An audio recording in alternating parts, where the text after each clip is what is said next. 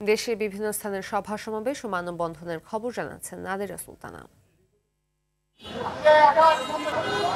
নারী শিশু ধর্ষণ, সহিংসতা, আইনশৃঙ্খলার অবনতি রোধ সহ দ্রুত নির্বাচনের দাবিতে বরিশালে বিক্ষোভ সমাবেশ করেছে বাম গণতান্ত্রিক জোট। সারা দেশের নারী ও শিশু ধর্ষণের প্রতিবাদে নরসিংদীতে মানববন্ধন করেছেন শিক্ষক শিক্ষার্থীরা।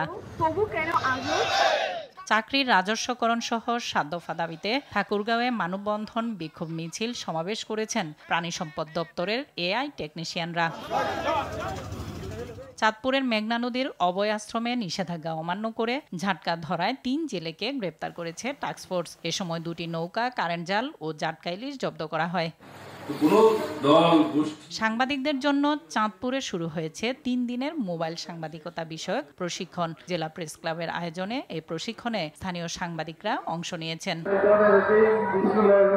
শেখ হাসিনা মানুষকে অতিরিক্ত মাত্রায় নির্যাতন করায় এদেশের মাটিও তাকে জায়গা দেয়নি বলে মন্তব্য করেছেন কেন্দ্রীয় বিএনপির সাংগঠনিক সম্পাদক সায়েদুল আলম বাবুল। গাজীপুরের কালিয়াকৈরে বিএনপির আয়োজনে ইফতার ও দোয়া মাহফিলে তিনি এসব কথা বলেন।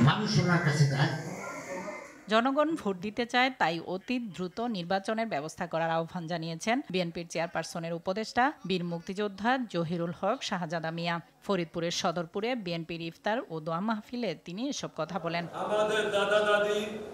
শেখ হাসিনা দেশকে পরিকল্পিতভাবে পঙ্গু করেছে বলে মন্তব্য করেছেন এলডিপির চেয়ারম্যান ডক্টর কর্নেল অবসরপ্রাপ্ত অলি আহমদ। চট্টগ্রামে এলডিপির ইফতার মাহফিল ও আলোচনা সভায় তিনি এসব কথা বলেন। নীলফামারীর কিশোরগঞ্জে পবিত্র মাহে রমজান উপলক্ষে ৩ শতাধিক দরিদ্র মানুষের মাঝে চাল বিতরণ করেছেন বিএনপির জাতীয় নির্বাহী কমিটির সদস্য বিলকিস ইসলাম। গোপালগঞ্জ সদরে পৌর জামাত ইসলামের আয়োজনে আলোচনা সভা ও ইফতার মাহফিল অনুষ্ঠিত হয়েছে। দিনাজপুরের নবাবগঞ্জে বিশিষ্ট ব্যক্তি ও সাংবাদিকদের সম্মানে ইফতার মাহফিলের আয়োজন করেছে জামাতে ইসলামী। একই জেলার হিলিতে ঐতিহাসিক বদর দিবসে আলোচনা সভা ও ইফতার মাহফিল অনুষ্ঠিত হলো।